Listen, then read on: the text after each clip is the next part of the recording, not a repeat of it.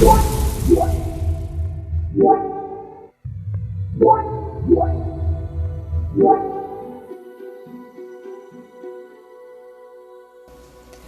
the world and across the ages, this is Podcast 30 of The Cavern Today. Dateline, November 2007. This is investigative news sensation Dalkin Starbine, your host for this podcast. It's been a few episodes in coming, but we're now at the end of the first season of Uru Live. It is, without question, a definite earmark in missed history, as we've now achieved what only just a few years ago seemed an impossible dream. We're now in post-season status, and we're all the better for it. Uru has seen a new publisher, a new audience, a new site. Heck, it's even seen a new name. Mist Online, Uru Live. Gone are the days of cavern stagnation and the all-too-familiar locations in the Nexus. Arrived are the days where the bookshelf in your Relto is under constant reorganization, as is the state of Relto itself. We've gone from no events, aside from Explorer-created events that only bring in a handful of people, to story-driven events that draw crowds that quickly beat on the population limitations. It is most surely a great time to be an Uru fan. That's not to say that all events have been of the onward and upward variety. The Cavern is undergoing adversity like it has never seen before, and some of it has hurt feelings of explorers, scared investors away, and damaged some areas of this precious archaeological site. To bring our fellow explorers out of their reverie, and also to celebrate some of the greatness that can be found in the Cavern, we bring you some normal staples such as news, TCT Talk, and Sherry's That's Just Me, of course, as well as a new musical piece by Jeff Wise called The Fountain, written for Eder Sogol, a new advert called Mush, and finally, a new Mad Lib. We celebrate the whole of the beginning by bringing you Ending. Podcast 30, Ending Exodus.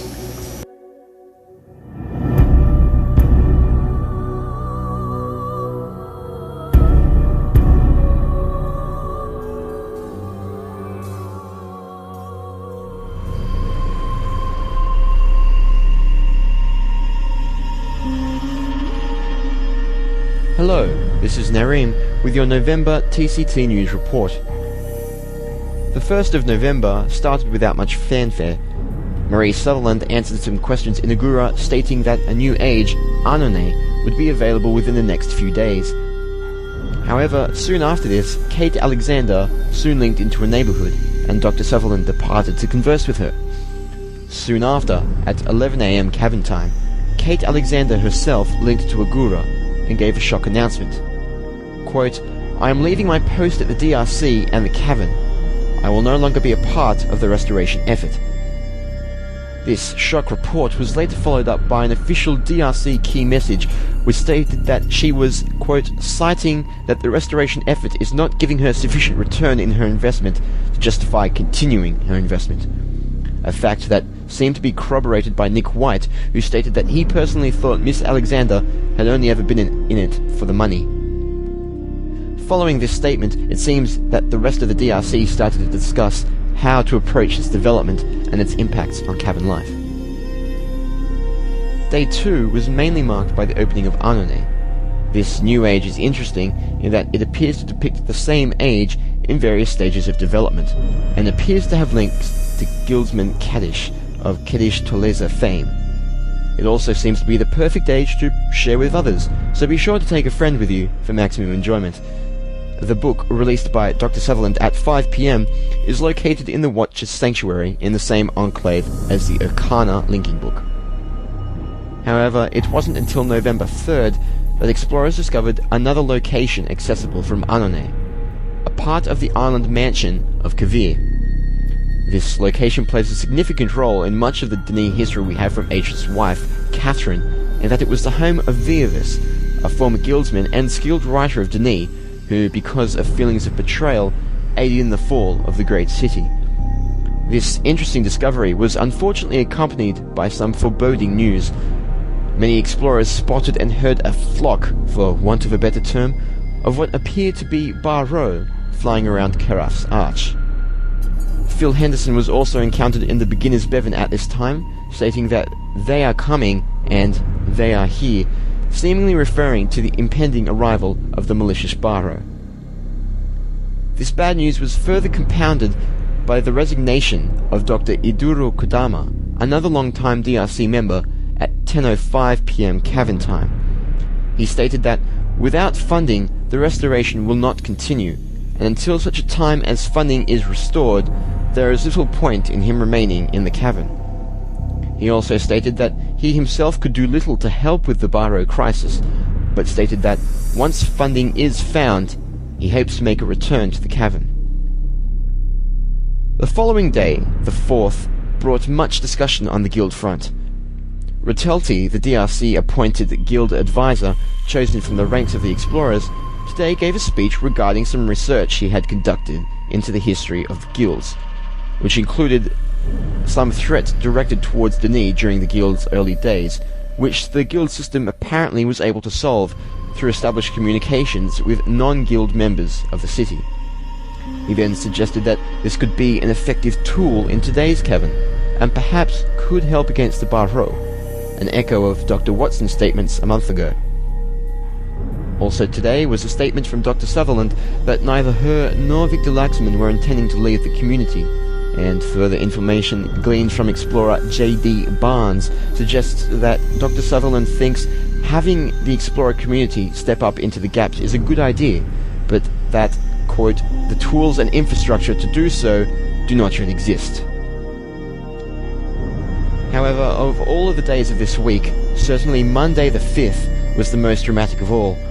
From as early as 12 p.m. Cavan time, reports were made by explorers regarding the presence of Barrow in the Kavir area. Soon after, it was revealed that a link was to be found in this area to none other than Mist Island, the legendary personal island age written by Catherine and Tiana that belonged to Atris, Catherine and their family. The age is limited in what is accessible currently to the library, but it is expected more parts will become accessible in later months. However, following this finding, Barrow sightings increased dramatically until, at 5:10 p.m. Cavan time, Yisha herself appeared in Kavir with something of a Barrow honor guard. She explained that, as stated by Dr. Watson and Phil Henderson, that there was a clear division amongst the Barrow, and whilst many of them were friendly, there were a significant number who wished revenge for what Yisha described as torture. She also stated that the evil Barrow's leader was missing a patch of skin on his shoulder, which had been removed by the Denis man Escher, which many explorers would have observed on playing Cyan's Myst 5 game. She again reiterated that destruction is coming and that we must make a home. Following this statement, a key mail was later sent out by Victor Laxman, explaining that both he and Dr. Marie Sutherland were also leaving the cavern on what they described as our mission, to find more funding for the cavern. They encouraged us with our own task to unite and keep the cavern safe, and they hoped to return with good news in the near future. However, the mass exodus didn't end there, with Douglas Sharper, who has received much criticism recently from the cavern for his somewhat belligerent attitudes to the Barrow threat, leaving himself the following day. Clearly, the cavern is being transformed, and with the DRC no longer seeming like they are going to have an active role in the cavern, it appears that it will be the explorer community who will have to keep the cavern safe, and together negotiate this Barrow threat. This is Narim for the Cavern Today, signing off.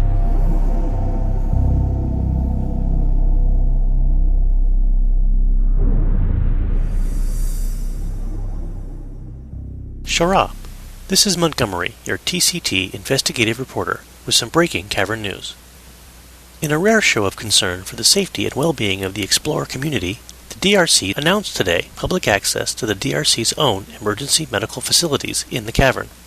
Dubbed MUSH, which stands for Mobile Underground Surgical Hospital, the modest facilities are located behind the tent in the Dakota. Already, several of the more active explorers have taken advantage of the facilities. Moog had the opportunity to talk to the chief surgeon, Rezang 238, during a brief lull between emergencies.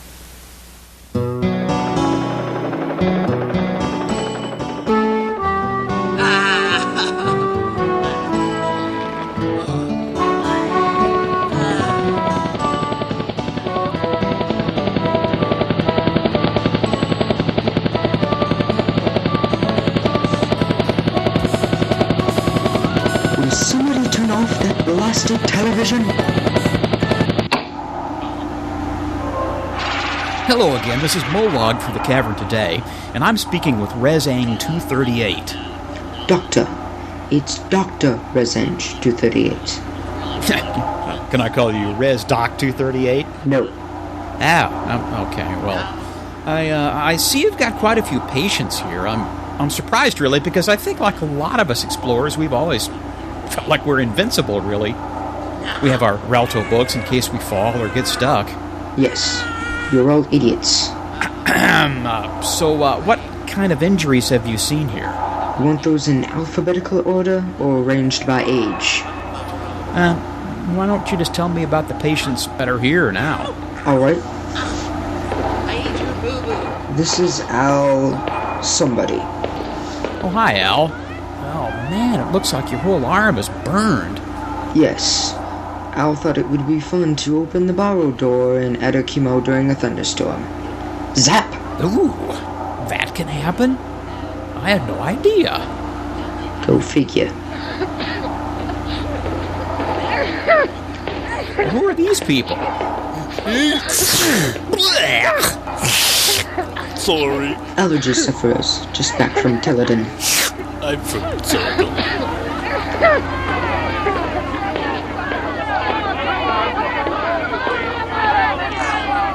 And this is the party from the Ooh Obsession neighborhood. What? It's all arms and legs, and several faces? Lincoln paralysis. Worst case I've ever seen. I think there are 12 people in there. What are you going to do?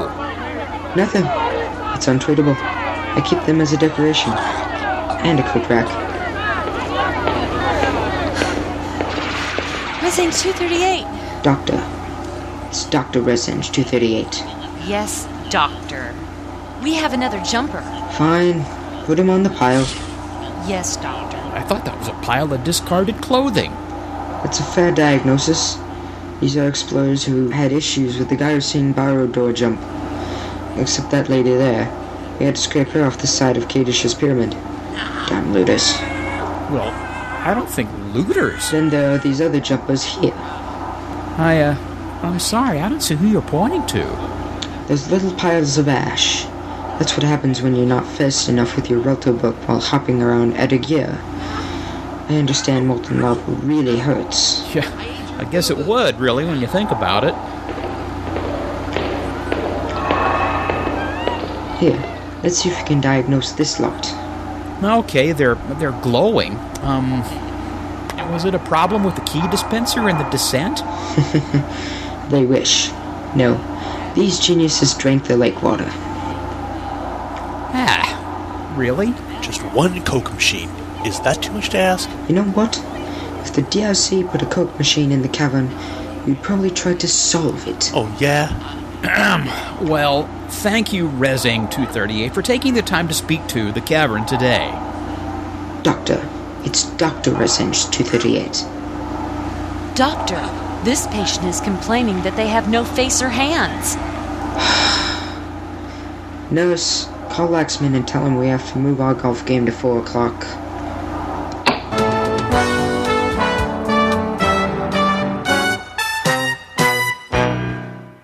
Hi, everyone, and welcome to another edition of TCT Talk, our roundtable chatterbox about the goings-on in Cavern.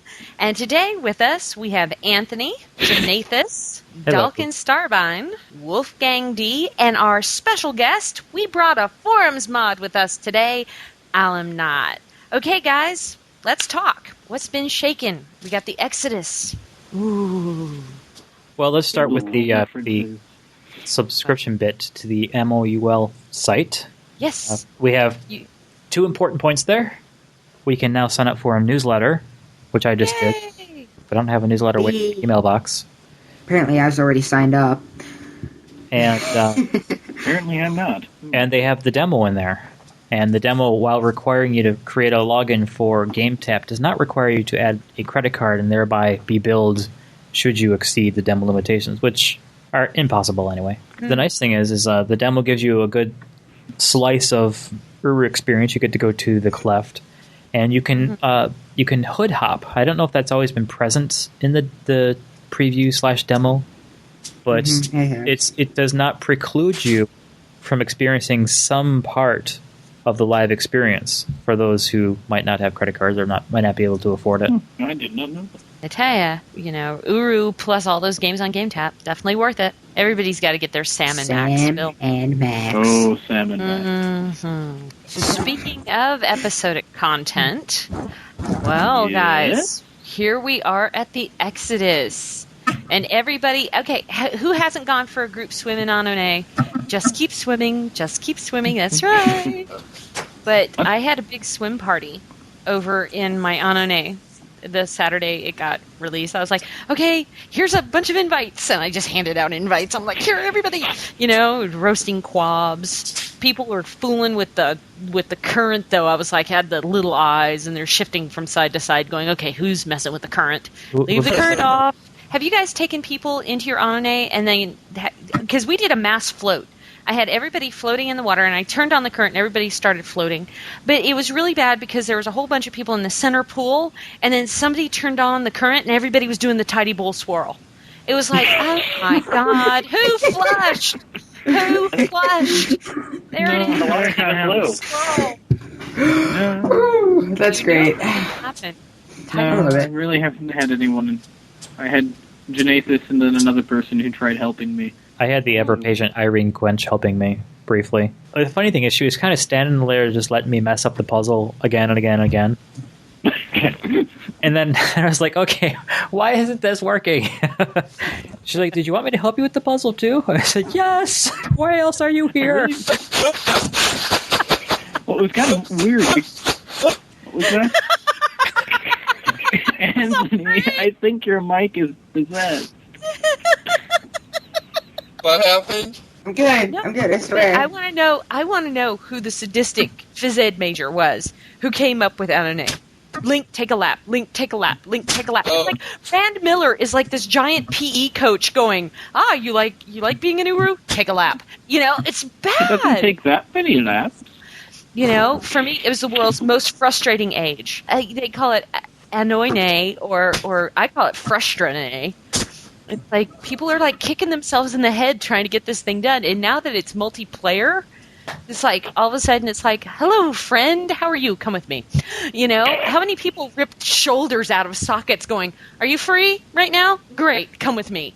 How many people did that? Finally. I actually got Janathus to interact with people. That was the funniest thing is, like, people really have this mean notion of me. Like, Wolfgang says, well, I don't suppose you'd want to come help me with Anone. I said, sure. He's like, well, what? I didn't say, would you suppose? I said, would you kindly? Very cool. Anyways, no. I didn't say that you were mean. I just didn't see that you were the person to be around at any point in time. Oh! You never seem to be around in Uru. Silent. You're an island in a sea of people.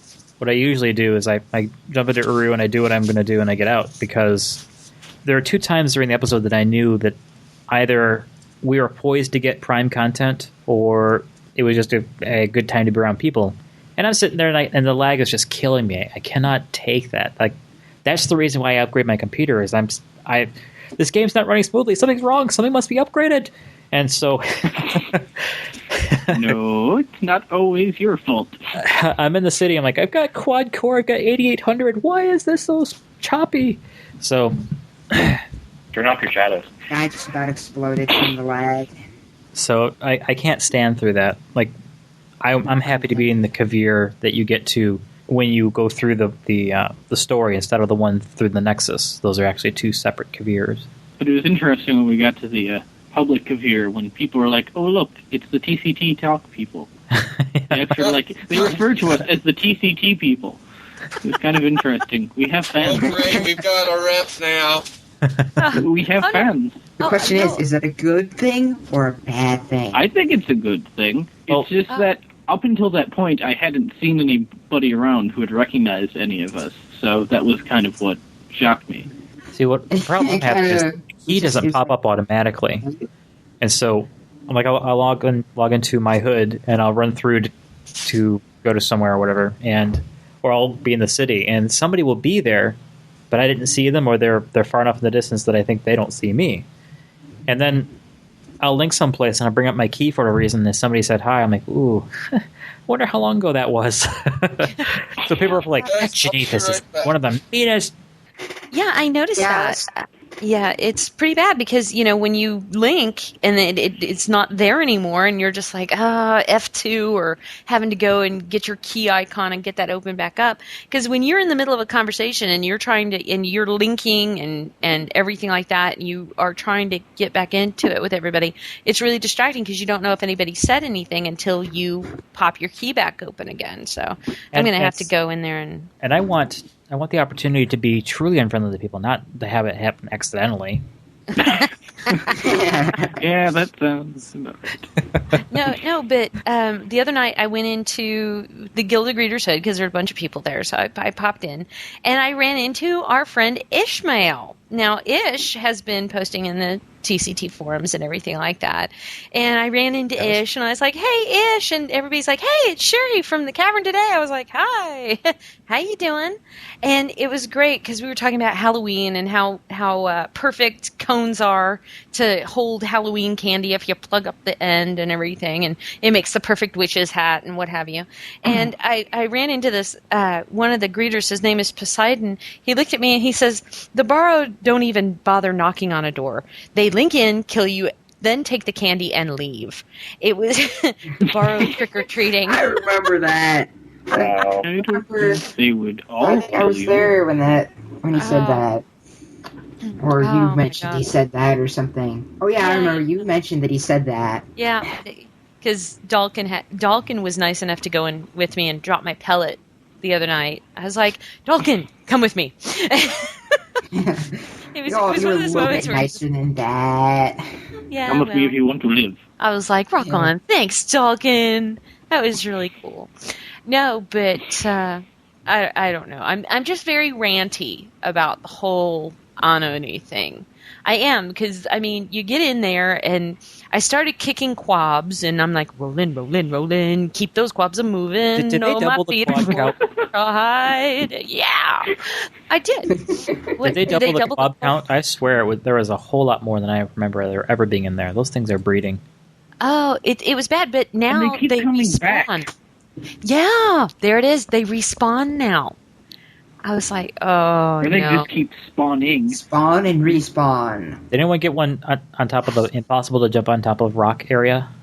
Yes. Possibly. Yeah, in there. I don't That was know. evil. I'm sure that wasn't chance that occurred. Oh, but I have never heard such squeals of absolute pain than people going, I can't get out to the island to kick that idiot quab over there. And I'm like, swim, babies, swim. Swimming. Just keep swimming. I had that running through my head For the me, whole it's a time I was complete solving fluke. that. A funny aside, back in Teapot, the first time I did it, I swam out to the island and swam past it. And I kept swimming so hard that I turned and I'm like, wait, where's the eye? Oh. And it was behind me by like 10 feet. In scale, 10 feet. I had missed it. I had kept going past it. Did you play in first person? No, because I think when you're swimming, it forces you to Yeah, third person. it forces third person. It doesn't. Even in Teapots, I think it did that because It doesn't anymore. I have to manually switch it to third person. I don't know. I couldn't get it to go to first person. It might switch Maybe to you third have a person glitch. if you don't have stay in first person turned on. Those two things are not absolute. They don't work all the time. I don't have it on stay in first person because I don't like staring at the ladder as I go up it. Yeah, it gets annoying occasionally. Yeah, see, that's the whole thing, is that I couldn't look out the windows when I went up the ladders because it was always forced to third person. Even though I would try to switch to first person, it wouldn't let me. That's the one thing I could never get with the third person in Uru. And I've played third person games before. My favorite third-person control scheme is the one that they did in Splinter Cell, where the camera was free control with your mouse, and the controls for your character were directional based on where you place the camera. Whereas in Uru, the controls are relative to the character, and so the camera can flip-flop on you as you walk through a room or a corridor, and suddenly your controls are harder to do, and I just don't like that. I like first-person. I can do things so much faster that way. A nice thing about that is that, you know, because the camera does flip-flop on you, you don't all of a sudden keep going opposite directions. You know, it flip-flops and you're suddenly going backwards, flip-flops, and you're going backwards again, etc., etc. It doesn't do that because it's relative to the character. Yeah, but with But I would still prefer a third-person free camera. especially if you want to really look at something that they're not providing for you to get an angle on. Yeah. And the thing is, even with the third person where it's relative to where you're facing, I keep running into walls because of that. Like, I can control easier first person, probably because of the fact that we see in first person, so I imagine seeing in first person comes naturally, almost anything. But I keep running into walls. I'll be running around down a corridor, like, every single time something new has come out, I've gone back to Greason to check the maintainer suit in my dear hopes that they will eventually give it to me. A small I keep aside, running into the walls, because I always like looking at Greason. how many people played Real Mist? I have. I did. I have. I've played parts of it. Fun. Okay, how many people were in the lighthouse in Real Mist? Yes. Yes. Yeah. Okay. I've gone through all of it, including Nope. Green. The lighthouse was the place where I understood the limitations of how they set up the controls, where I'm continuously correcting the character's turn, going up those spiral stairs.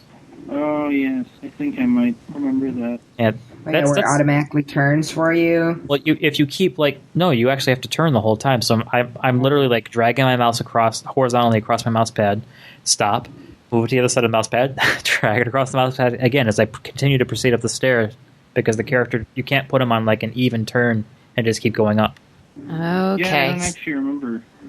Allow me to steer the boat a little bit. I'm used to having to compensate for it not Yes, turning. let Sherry steer the boat.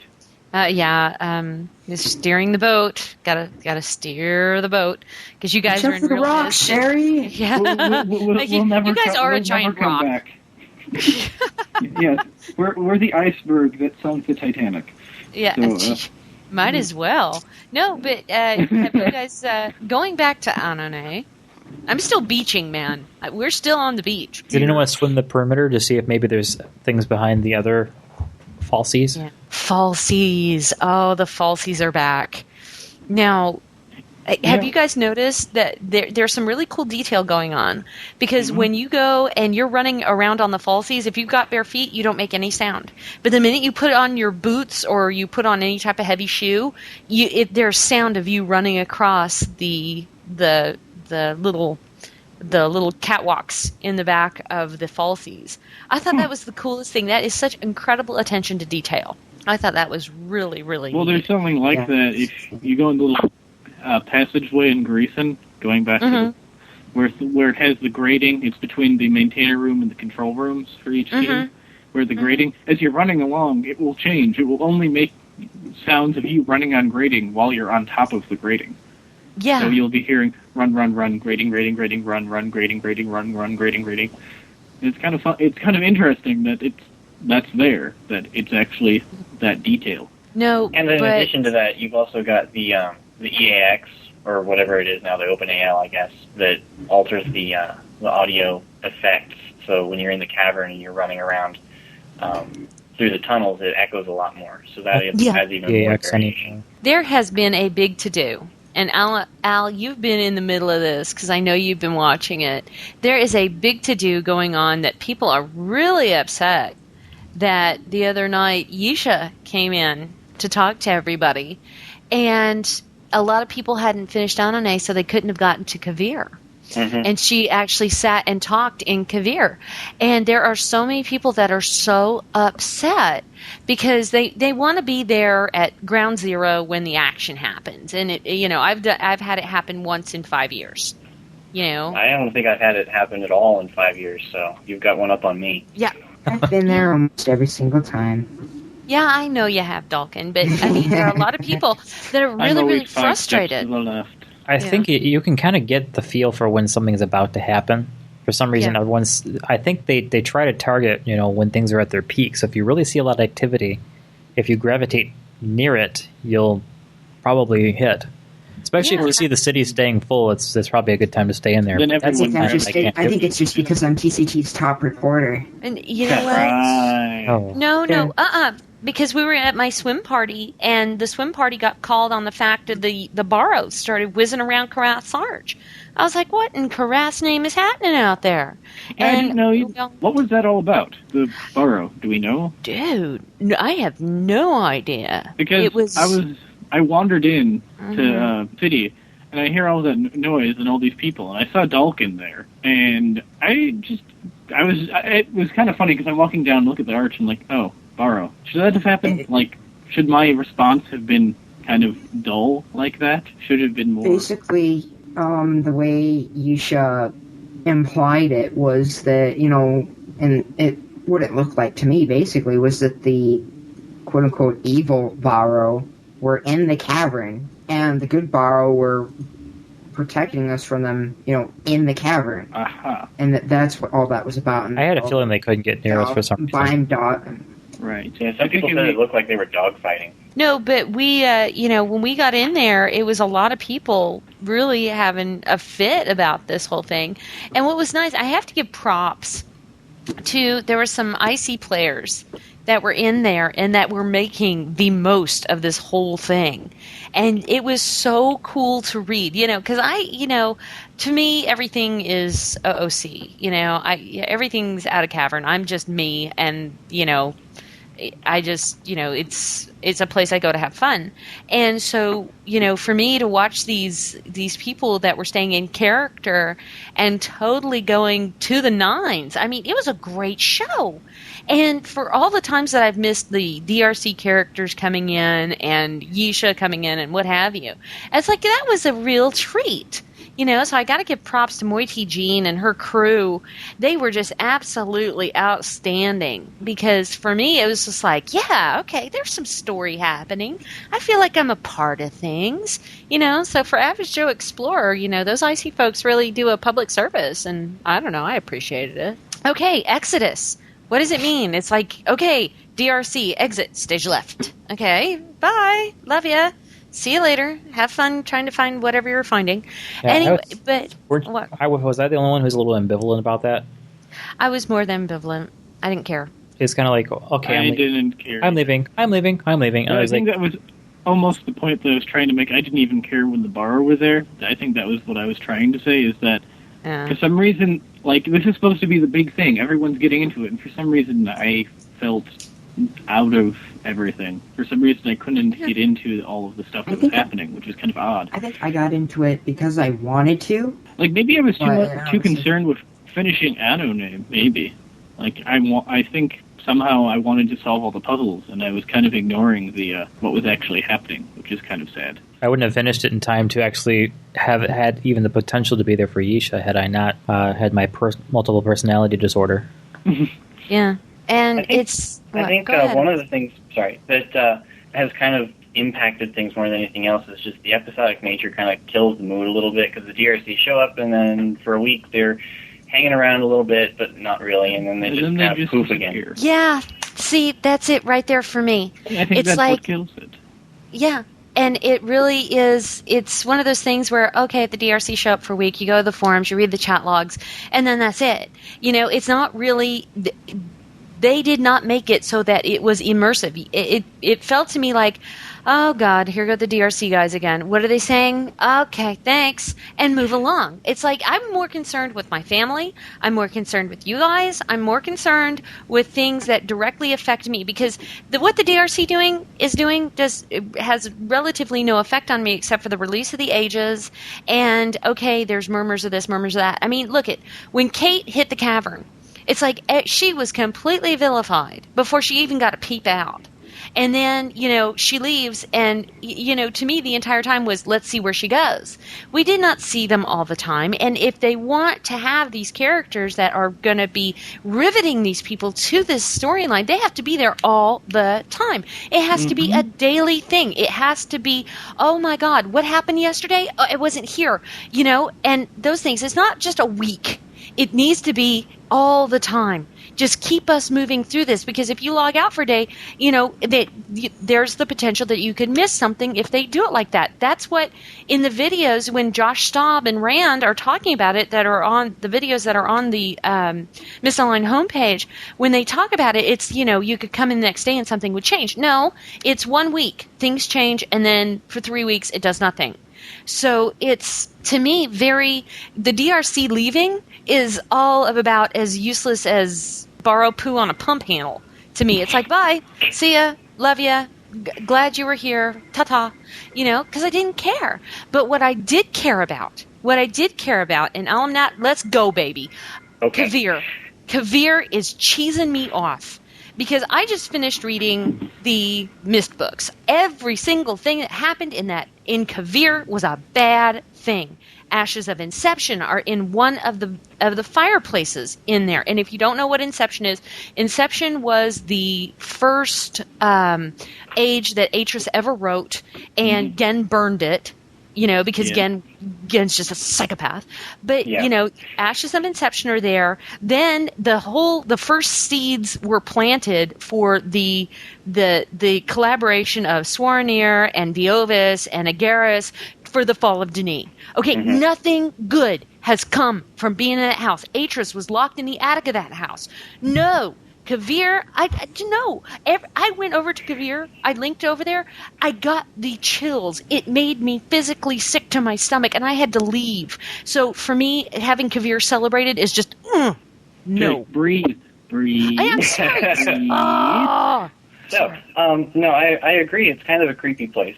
I think so many people attach such a sentimental value to it because that's where we first met Atris. I mean, you can't get much more sentimental than that, honestly. But I don't know if it's really necessarily a bad thing that it's opened, because I personally see it as an educational experience where I can, people can go there and learn about the bad things that have happened. And I think that locking it away in the back room where nobody ever has to see it again is sort of on par with what the Dunny used to do with their history that they didn't really care for. They just lock it away, and then, we're not going to talk about that. And then if something happens that's similar to it, they just lock it away, and, we're not going to talk about that. And so nobody really ever seemed to learn from the problems that they were having because they just hid it in the corner. So I don't think we should hide Kavir in the corner. I think we should use it as a way to teach people about the bad things that have happened.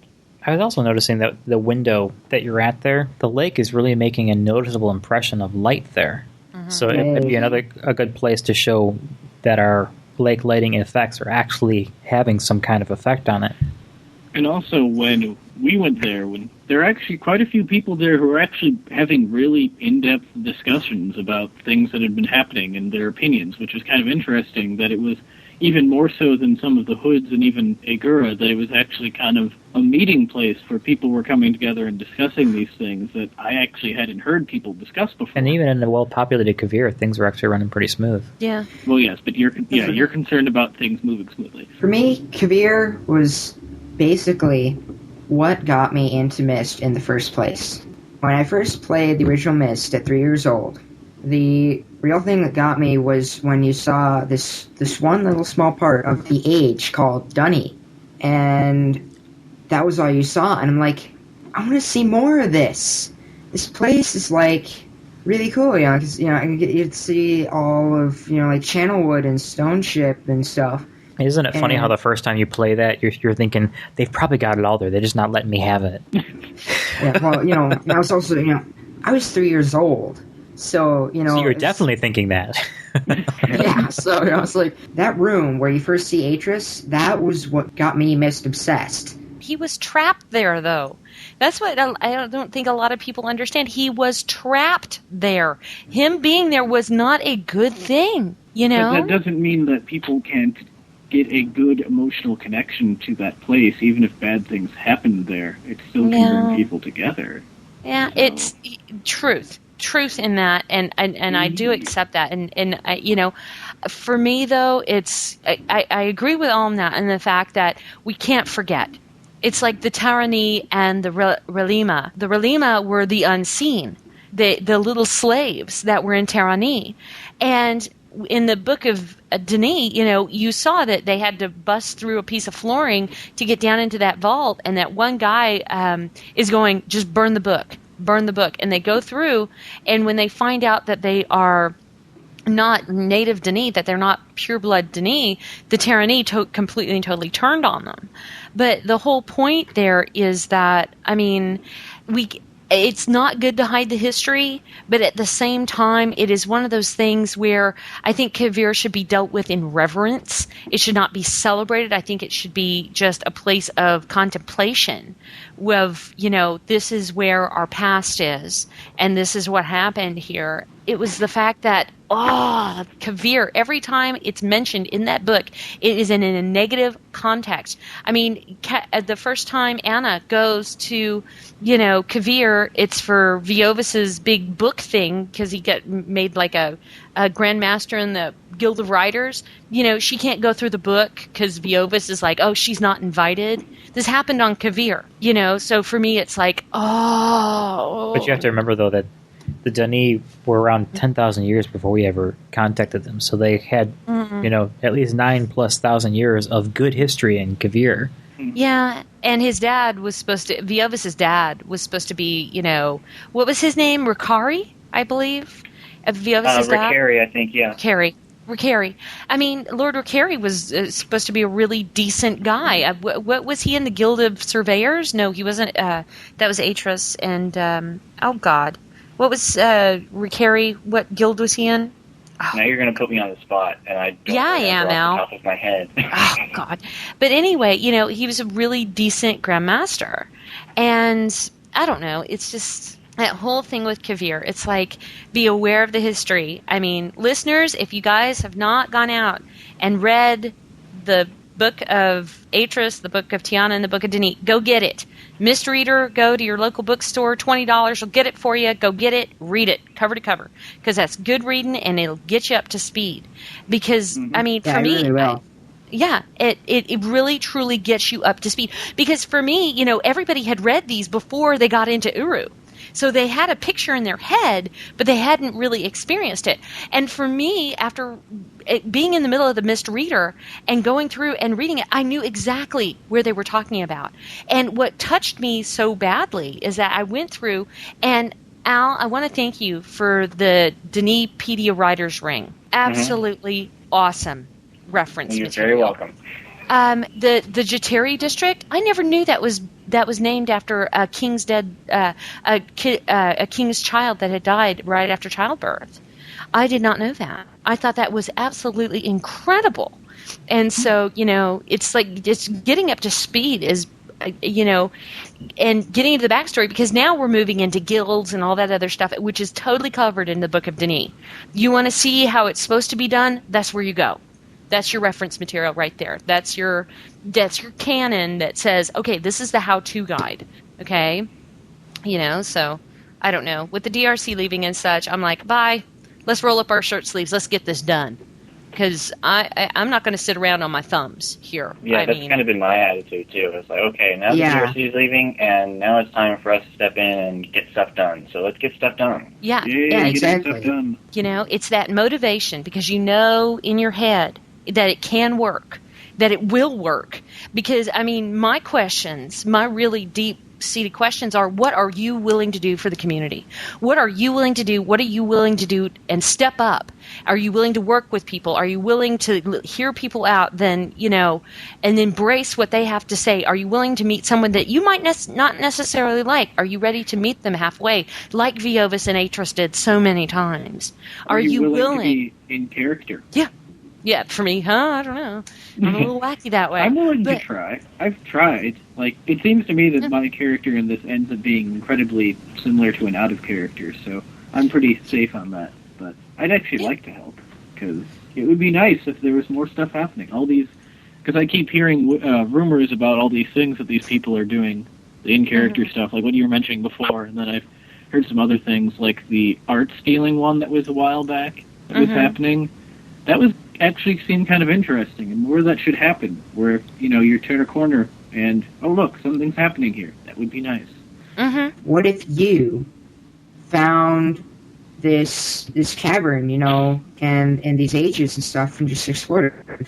That's my premise for Dalton Starvine, is it's just me.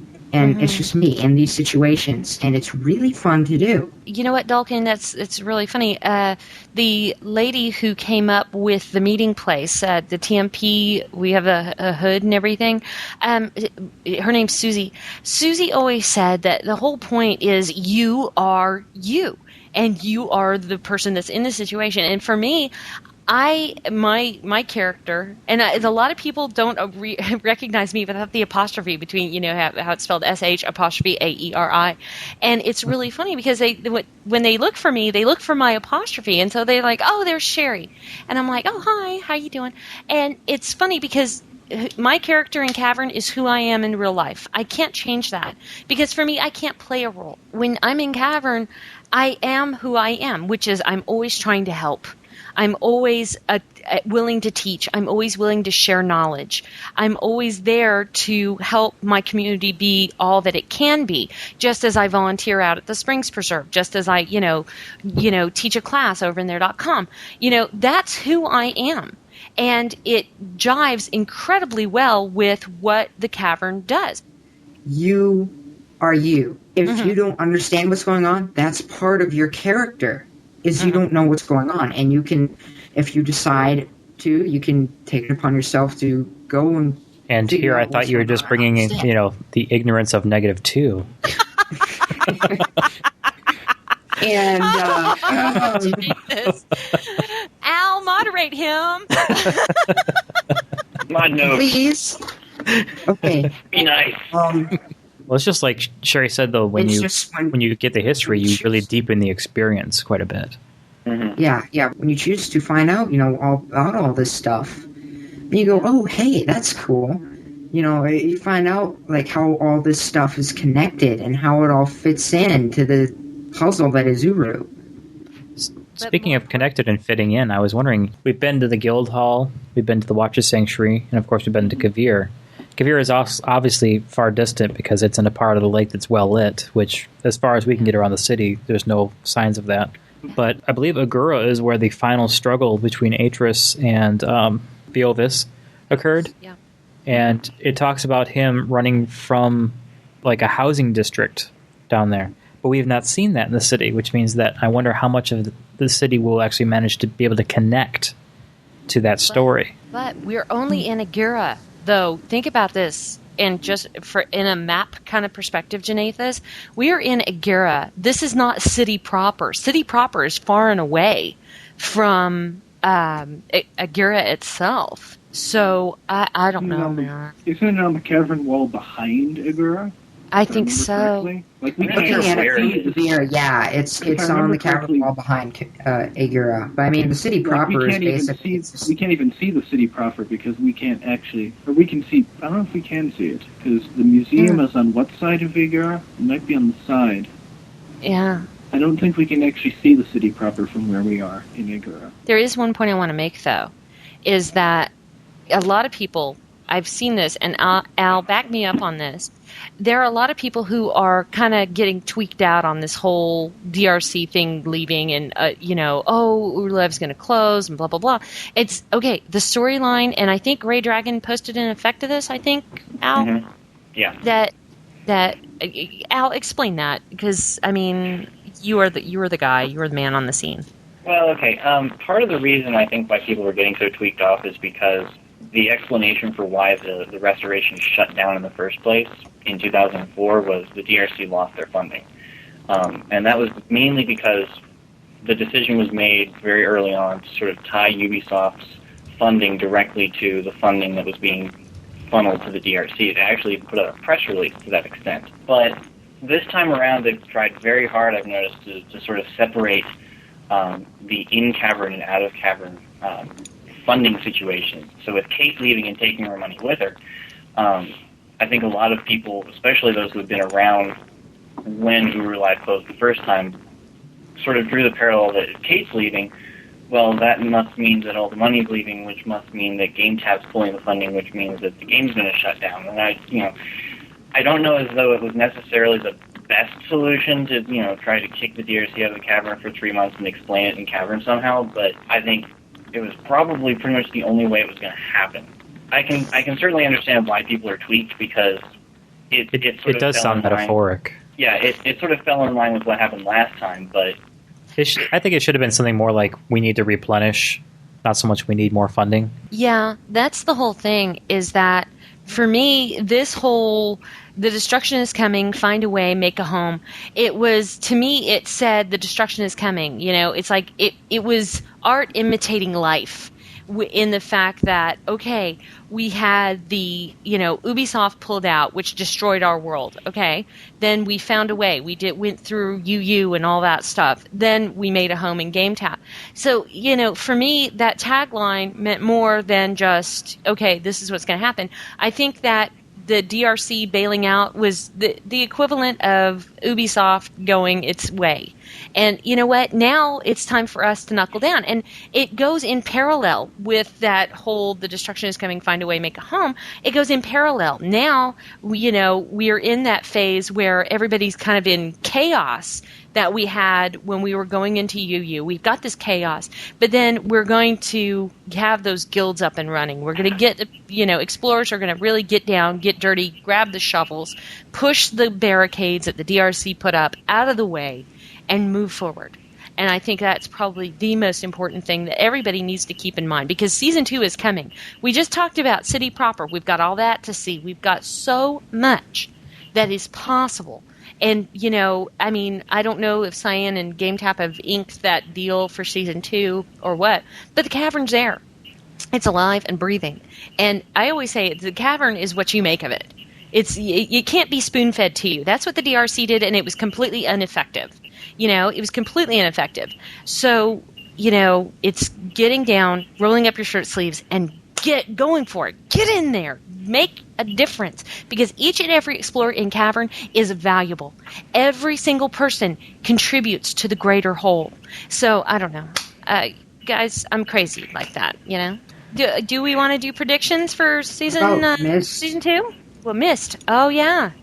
A lot of people had a problem with that, because I thought they were going to get the whole Mist Island, but we only got the library. Well, I knew we weren't. I'm hoping in the future we'll eventually get the entirety of the actual Mist, like what Mist was supposed to be, according to, not from the Mist game, but, what is said is supposed to be the actual Mist, that's bigger and... Oh, yeah, Mist is huge. Yeah, but remember, guys, we saw it in End of Ages. That whole thing is set up in End of Ages. No, what Dalkin means is the way the book describes it. Oh, like, the cabin is, on a hilltop, quite a walk from, where the boat ends up. Oh.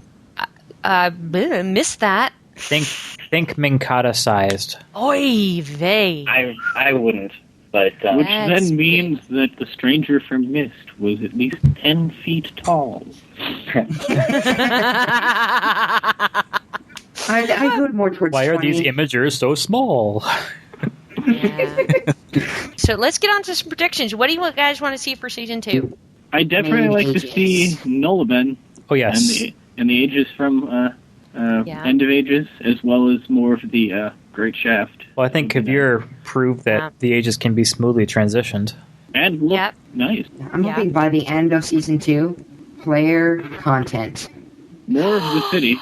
That would be good, too. Now, Dalkin, don't be talking dirty to me about player-created content. Don't even do that. I've been over in there for 3 years. In character by Watson himself saying, Isha can't find this whatever thing. Mm-hmm. All of my ages would be in the Dunny Ages. So we're going to need ages written by you. That just says to me, player ages. See, I want to be able to make pens. I want to be able to make pens and make the Rekvor. What are the blank books called, Alamnat? Cortina. Cortina. Yeah, that's it. But I want to be able to make... books, and I want to be able to make blank books and pens, maybe join the Guild of Ink Makers, because the guilds that are out right now, guys, I know we're in the Guild of Messengers and all that, but me personally, I'm in the I was Guild of like, Writers, sort of. yeah, well, the whole thing, I'm going to be in the Guild of Everything. well, I don't, none of the guilds that are presented The right Jack of now all are trades really guild? my thing. They're really not. I mean, Yes. I'd prefer, I would like to see an expansion. See, I'm I- hoping for the expansion of more guilds, the minor I work for the guilds, like Department Guild of Corrections in Artists. Michigan, so I want to work for the Guild of Corrections. We're going to make anti-ink. Oh my god. David, I may have to Guild join of your Guild Whiteout. of Correction. That would Yeah. be The interesting. Guild of Whiteout. No. What he'll have is he'll be in the The Guild of Auditors. no. You can call us the Guild of We Know Better. No, I would actually love for sorry. them That was eventually horrible. to give us The some Guild pets. of Bureaucrats. That was actually really good. The Guild of Bureaucrats. Oh God, everybody would be in it. No, I want to walk a beetle. I want to have a pet beetle and walk him through the cavern. That'd be a really big beetle. Yeah, it would be, but That it'd would be be great. cool, because then you could Look, chase people with it. transport. Dog. Look at my beetle. Sit on him. I think that is something interesting. We've never really seen the beetles that were spoken of in Dunny history. Yeah. We've seen something like them in Riven. The gold Yeah. beetles make the ink as well. So maybe they're probably something similar to... But what's so neat, though, is it shows the possibility of us being able to do that. It shows the possibility. Oh, hey, Al. Yes. Question for you. Is there Okay. anything you would like to tell all of the wonderful forums posters out there? Like, be nice, or I would probably have to say we're not as bad as you think we are. yeah. You guys have always been super, super sweet to me. I We mean, try, Are you not pure evil? In all this time, no, we're just human. yeah, but I really appreciate the work you guys do. I mean, how many forums posts a day do you guys weed through and lock and have to tell people in PMs, hey, don't be nice and all Well, that we stuff? read through a lot of them, but we don't usually Don't be do much nice. about most of them. Al, pass it on to all your fellow mods that there are people out there that really, really appreciate what you guys are doing. You really are the glue that makes this so cohesive and us able to find things in the forums and be able to see, when you guys sticky stuff and everything, it makes it very easy. So thank you. It's really you're very Yeah, I haven't been over to the mole forums a lot, but whenever I've been, it's been really, really easy for me to find whatever I've been looking for. So I really thank you guys for that, guys and gals, actually. You're welcome. major props. Okay. And for the cavern today, this was Dalkin Starbine, Anthony, Janathus, Wolfgang, and our special guest, Almnot. And this has been Sherry for the cavern today. We're signing off.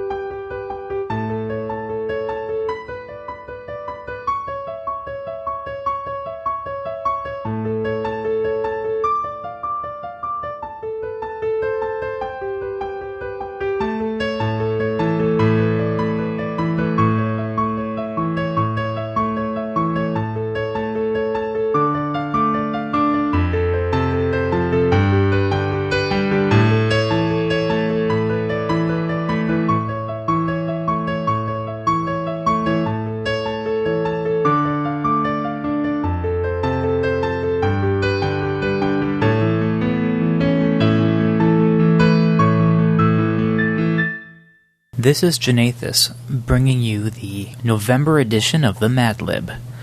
This edition is from the Odyssey Book 1 excerpt, originally translated by Stanley Lombardo, copyright 2000. New translation by Toraneko, copyright 2007. Speak, Donahue, of the colorful hero, the wanderer, blown off South American caterpillar time and again. After he insulted Troy's sacred ducklings, speak of all the piles of CDs he saw, the mines he photographed, the suffering deep in his eyebrow at sea, as he struggled to run and bring his men home, but could not save them, hard as he tried. The chicken wire manufacturers, destroyed by their own contraption, when they ate the squeeze of Hyperion the sun, and the god atrophied out their day of crystal. Of these things, advance, tropical one, and tell the tale once more in our time. By now, all the others who had swindled at El Dorado, at least those who had flew the war in Jedi Knight, were safely back home. Only Moog still longed to return to his goat and his wife. The time machine Calypso, a powerful goddess, and splendiferous, was clinging to him, in her nail clippers and yearning to reign him. The heavily armed uber clouds rolled by, and the year came in which the gods spun the atom for Moog to return home to Belgium, though not even there did his delicatessens end, even with his unscrupulous ones around him. All the ducks pitied him except Poseidon, who stormed against the irregular hero until he finally flew his own native grandma. Hi everyone, it's Sherry again for the Cavern Today. You know, I often sit back and think of things in a big picture kind of way. It's just how I'm wired, I guess. In my travels between worlds, I have seen such incredible differences between cavern life and life in other online worlds. So, while I was talking to my in-cavern dad, I asked him, I said, why is it that people from Cavern are so very different from any other place that we have visited? He looked at me in his wizened way and gave a chuckle. He said, Sherry, you have to understand that it takes a certain type of person to be able to survive in Cavern. It's what I call the excellence filter, that is Uru in the Mist universe. It takes a certain kind of person to be able to solve the puzzles. It takes a certain type of person to have survived all that we have as a community. Look at what we accomplished during our days after the death of Live back in 2004. That was a life-changing experience for so many people, watching our way of life disappear right in front of our eyes, then have the courage to rebuild it through UU in the time of the Demolishard. Now we're in Live, and for the last 10 months, we have triumphed over our incredible loss and become more as individuals than who we were when we first stepped into Cavern. Then I asked, why is it that when we go to other online worlds, people look at us strangely, treat us like second-class citizens, and give us grief for what we do naturally? Before Live died, I didn't even know what a griefer was. Since I've been through the excellence filter, it's all I know to provide to others. I can't change the fact that when I do something, I am always trying to do it to the best of my ability. Why is it that some people have a problem with us because we are humble, intelligent, and honest? All of the time spent over the books of our world, whether it be the Book of Atris, the Book of Tiana, or the Book of Denis, even the King's Journals near the Palace alcove, or even the words of Yisha, we have all learned that pride is the great undoer, that it is not right to walk on the backs of the least. But people who aren't from Cavern do malicious and prideful things, walking over others for the sake of their own pride. Why? I asked. He laughed and he said, you have to remember, a lot of people can't do what we do naturally. That the excellence filter that is the Mist universe has filtered out all of those people who can't grasp the ability to work together as a community without malice or bias. It has also filtered out all of those people who do not have the patience and perseverance that we have collectively as a people or as a community. I lowered my head and gave a troubled sigh. He could tell that I was frustrated with the fact that I am so used to a community that is without malicious pride that to be surrounded by all the vices that we disdain in Cavern was weighing on me. Not everyone can do what we do, Sherry, he said, but be glad. Have joy in your heart that when you are in Cavern, you are surrounded by people who have endured the excellence filter. It has made us who we are, a community of extremely intelligent human beings who have the ability to persevere, to survive dark times, and to stand up and lead without pride. We are humble, gracious, and all of the things we look for in people that we find valuable and admire. Then I had a moment of laughter as I looked at him and said, look at what our people can do. They can read and write in Dunny. Some can even speak it. It takes a lot of dedications and patience to be able to do that. The puzzles are beyond challenging. Sometimes it takes multiple days to do an age. I don't know of a lot of people in other online worlds that could do that. And that made me feel better. To know that when I do my pieces for y'all, that simply you, like myself, have been through the excellence filter so you understand. We are inspired to be more than just who we are because we live the Cavern way. I am thankful for each and every explorer that resides in Cavern. They are a testament to the excellence filter. So I can walk around in Cavern unafraid and humbly proud of the people that I encounter. After all, the Cavern gave me a family full of people that I respect and admire. So when I'm not in Cavern, I've learned that I can carry the Cavern in my heart, knowing that I am a part of a group of people who are excellent individuals because of our way of life. I'd like to thank my Cavern dad for coining the phrase the excellence filter and being such a remarkable individual, teaching me that who I am is because I am from Cavern. But then again, you know what? That's just me, of course. For the Cavern today, this is Sherry, signing off. Again we close. This time, we close off a season of Uru Live, knowing that another season will be bringing with it its new wonders and new explorations to be enjoyed. Thank you to all the team who have contributed to this podcast. First, thanks to Anthony for his work behind the scenes, on the site, updating the feed, and his participation in TCT Talk. To everyone on the forums for contributing to the Mad Lib. To Janathus for reading the Mad Lib, Assembly for the Podcast, and TCT Talk. To Jeff Wise for his musical piece, The Fountain. To Montgomery for his participation in Mush. To Moog for his participation in Mush. To Narim for the news and participation in Mush. To Sherry for participation in Mush, TCT Talk, and her That's Just Me, of course, installment. And finally, to Wolfgang for his participation in TCT Talk.